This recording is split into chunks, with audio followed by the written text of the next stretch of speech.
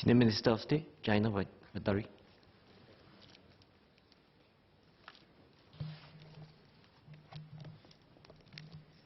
Mr. Deputy Speaker, sir, I rise in support of the motion of thanks to our President for her address. Sir, my first speech in politics was in November 2009.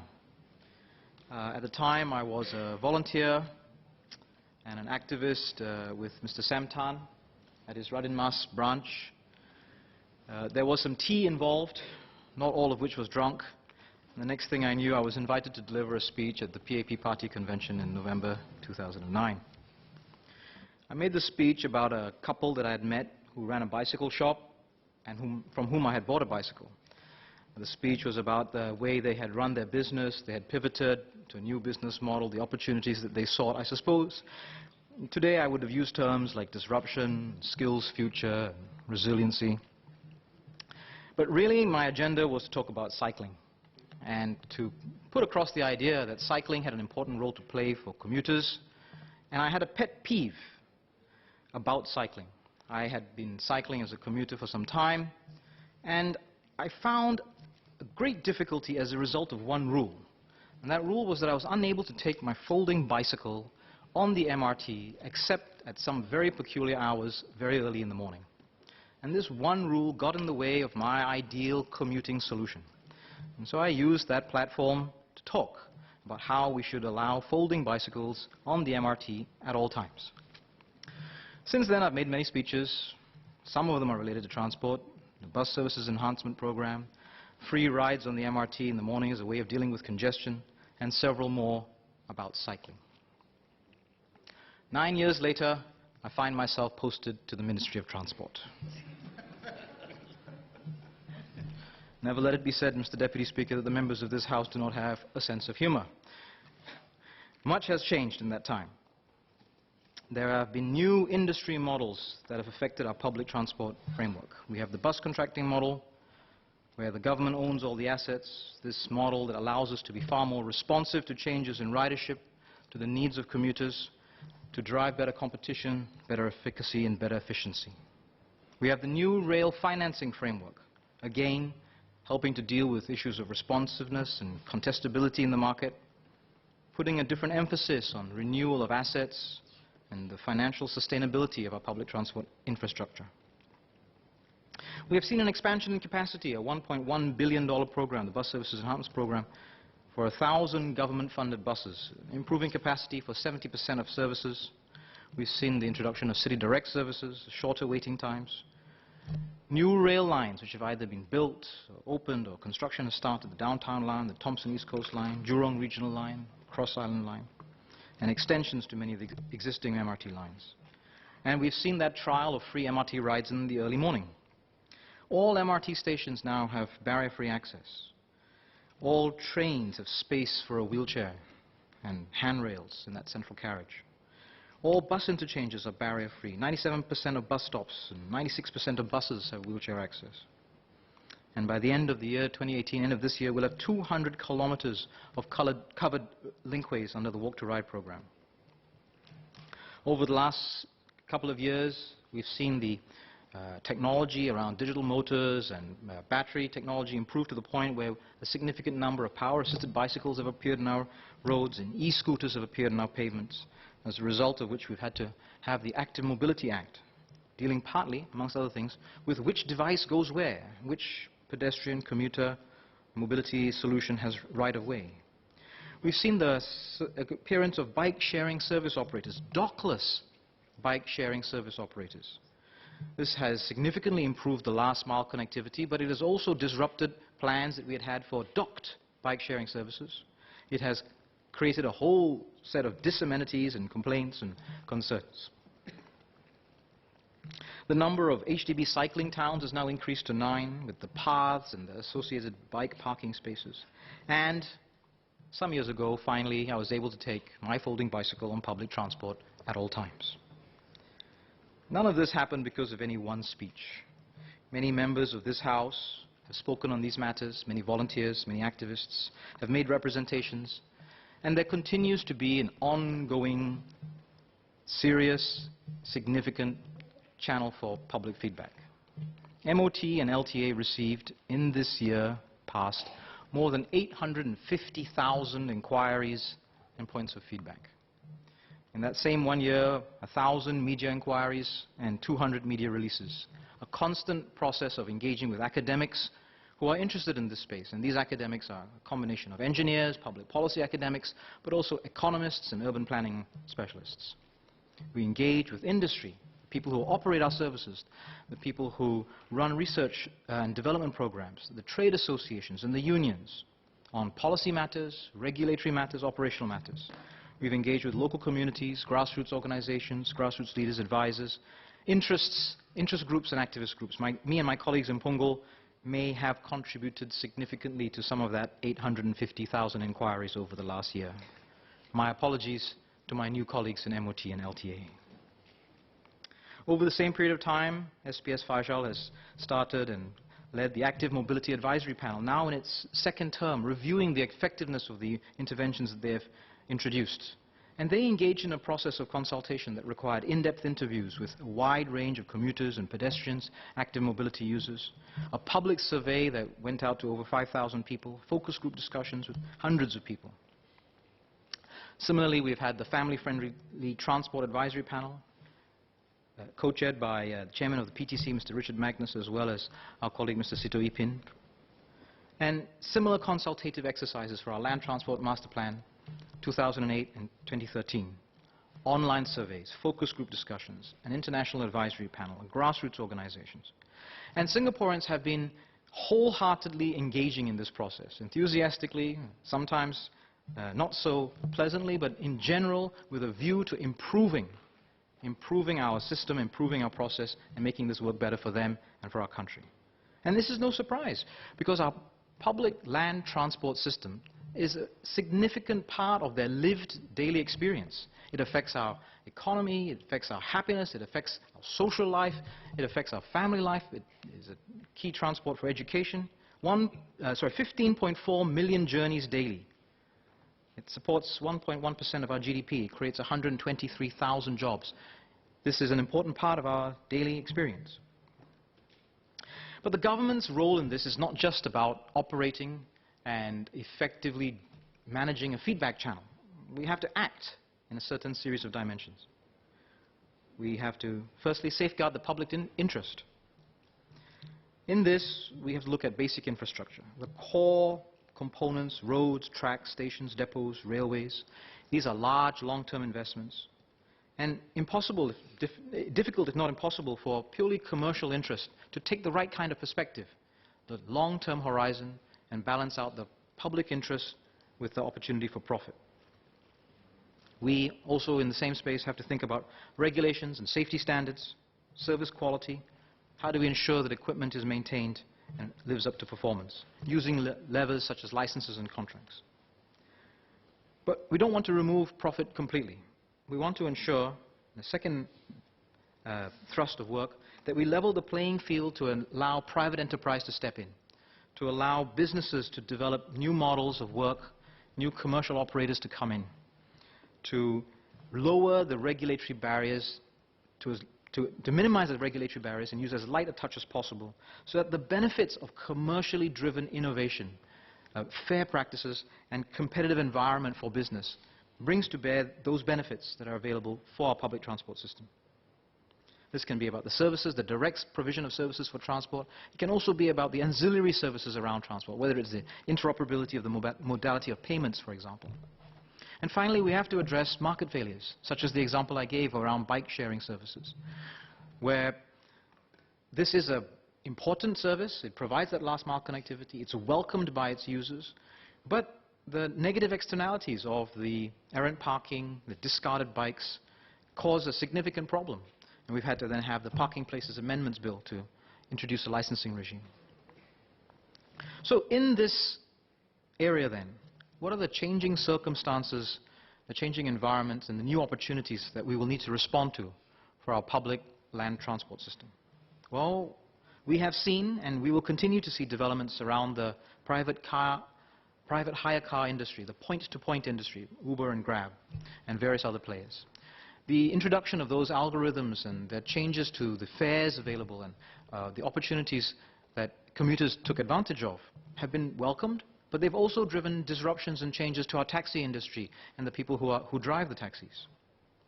We've seen the growth of on-demand bus services, and our bike sharing services are likely to develop new products, new solutions to meet those needs and those aspirations that commuters have. Simultaneously, we've had a sense of increasingly diverse needs. We have an aging population, an increasing number of commuters with mobility challenges, and we will need to look at increasing accessibility. We are proud of the number of our services and stations and trains and buses which are wheelchair accessible or barrier-free. But just like that one regulation impeded and hindered my commuting journey, when it comes to issues of accessibility when mobility is a challenge, it does not take much to get in the way between the intent and the idea and the ability for someone with a mobility challenge to effectively use public transport independently. A small step misaligned, a small design flaw, and that it gets in the way of a functional outcome that is necessary for that person or that family. And families need to be considered specifically for our future of our public transport system. We need to be increasingly family-centric. If we're going to take a car-light approach seriously, then families with small children especially need to be able to navigate our public transport system effectively, comfortably, and see it as a viable alternative to owning a car. The changes in our economy are going to affect how we deal with our land transport plans. We see the new centers of employment that Mr. Lawrence Wong talked about recently, Jurong Lake District, Punggol Digital District, Sembawang, Woodlands, and Changi. These areas will need to have a greater degree of access to them to bring in those flows of workers. We need to make viable through transport this vision to have employment close to home for Singaporeans, but not every Singaporean who works in those new areas will live in those areas. We will need flow to those areas, and we will also need flow between those areas. These changes to the patterns of flow of people will affect how we design our connectivity nodes and our main pipes for our land transport system. Some of our new behaviors, the rise of online shopping, this idea that you will have goods delivered to your door instead of going down to the shops. This has disrupted traditional freight movement. Direct shipping has lots of benefits. It is extremely convenient. It means we have access to goods from around the world. But again, it causes potential disamenities. You need space for the delivery trucks to come in, drop-off points for people to leave those trucks while they take goods in, lockers. And we will need to think about how we calibrate that balance between the convenience for the consumer, the demand for that convenience, and the congestion that it generates, even as we maintain the opportunity for new business models to be developed. People are developing new types of jobs, flexi-job, flexi-place, telecommuting, and these shifting patterns of behavior will also affect how our land transport system is used. Taking all this feedback into account, looking at these changes, looking at these challenges, we are embarking on the next phase of developing our Land Transport Masterplan.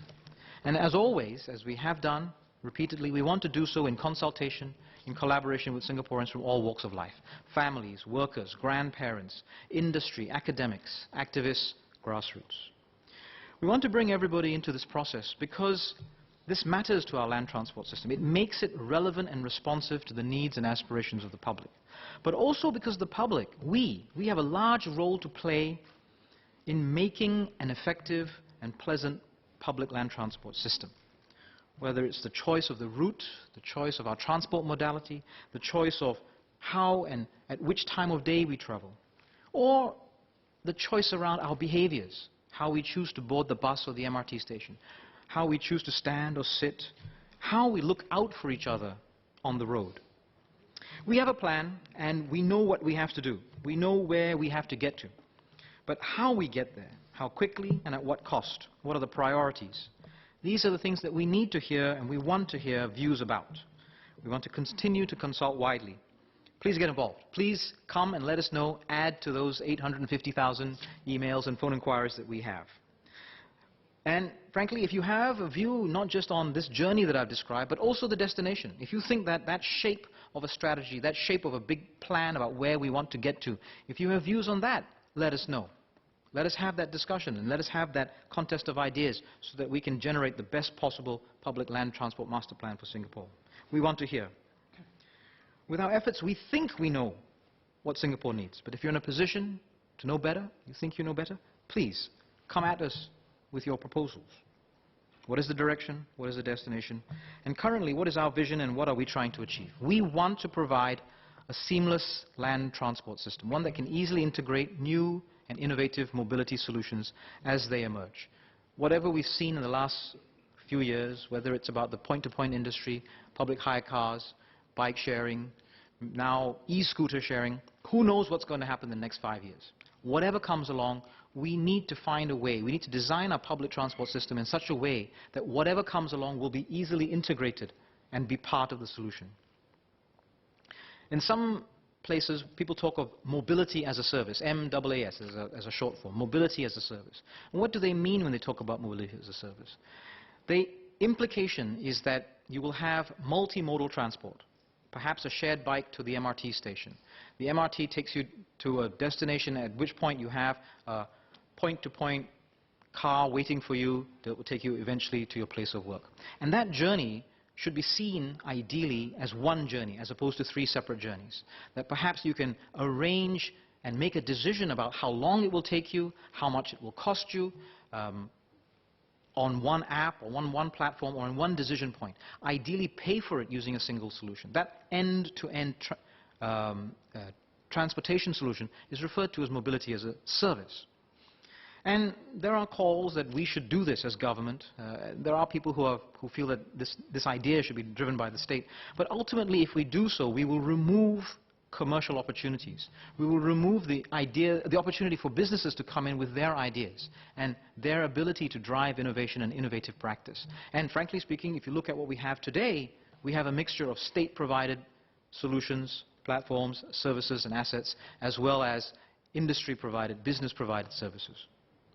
That seamless feel, that integration from end to end of your solution and your service, it doesn't have to all be provided by one entity. If you look at, for example, what people do on their phones, I mean, someone sold that to you, you've got a telco subscription, the service that you're accessing, if it's a journal or it's a website, you may have a subscription, but at the end of the day, you use it seamlessly and your experience is relatively blind to the various commercial providers you engage with.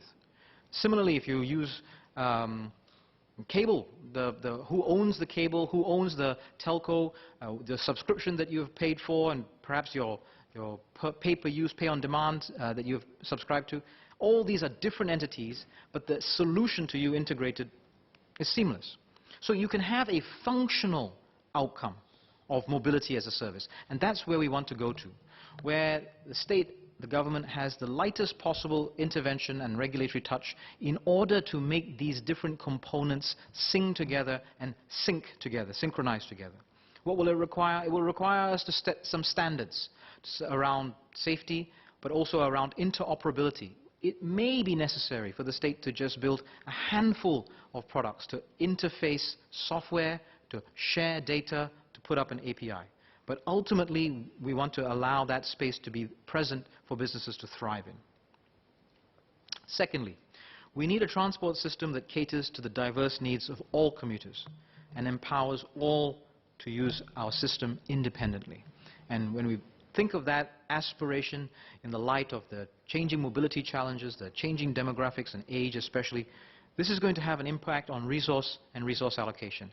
How do we do this in a way that is fair and feels just to Singaporeans? And we will need to have a conversation on this.